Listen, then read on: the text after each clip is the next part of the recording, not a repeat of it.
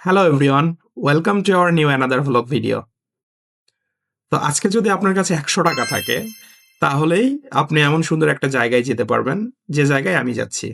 আপনি আপনার পরিবারকে নিয়ে, আপনার বন্ধুদেরকে নিয়ে এবং চাইলে আপনার প্রিয় মানুষকে নিয়েও এরকম একটা জায়গায় ঘুরে আসতে পারেন।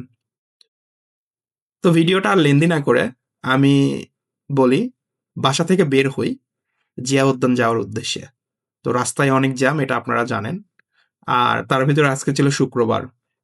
শুক্রবার মানেই এই জায়গায় অনেক ভিড় থাকে, অনেক ক্রাউড থাকে। শুক্রবারের দিনটা সবাই চায় তার পরিবারকে সময় দিতে, তার বন্ধুদেরকে সময় দিতে, তার প্রিয় মানুষকে সময় দিতে।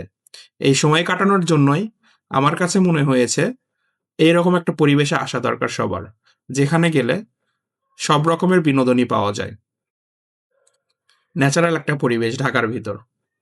তো যারা মিরপুর থেকে আসতে যাচ্ছেন, তারা অবশ্যই মেট্রোতে করে আসতে পারবেন। আর যারা মোহাম্মদপুরে থাকেন, তারা তো রিক্সা বা আ বাসে যেকোনোভাবে আসতে পারবেন।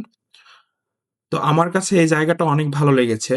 আমি অনেকবার গেছি। মানে সবথেকে প্রিয় একটা জায়গা বলা যায় এটা। আর দেখেন, বসন্তের ফুল মনে হয় ফুটেই গেছে।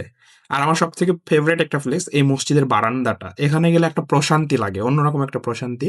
আর এখানে কিন্তু সব রকমের খাবার-দাবারও আছে। দেখেন স্ট্রিটে বাদাম ভাজা, মানে বাদাম নিয়ে আপনি সময় কাটাতে পারবেন। আর এখানে আমি একটা ভর্তা দেখতেছিলাম। এই ভর্তাটা আমি গত বছর ঢাকা ইউনিভার্সিটিতে খাইছি।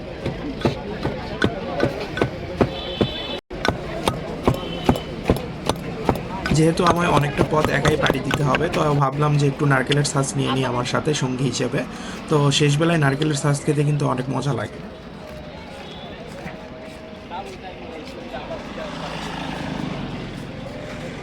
মাপতেছেন ওইটা কত গ্রাম? আচ্ছা, দেন। আর আমার মতো আপনাদের কাদের জিয়া উদ্যান খুব ভালো লাগে, আসলে প্রশান্তি লাগে, মন খারাপ থাকলেও এই জায়গায় আসলে আপনাদের মন ভালো হয়ে যায়, অবশ্যই আমার কমেন্টে জানাবেন। ধন্যবাদ সবাইকে।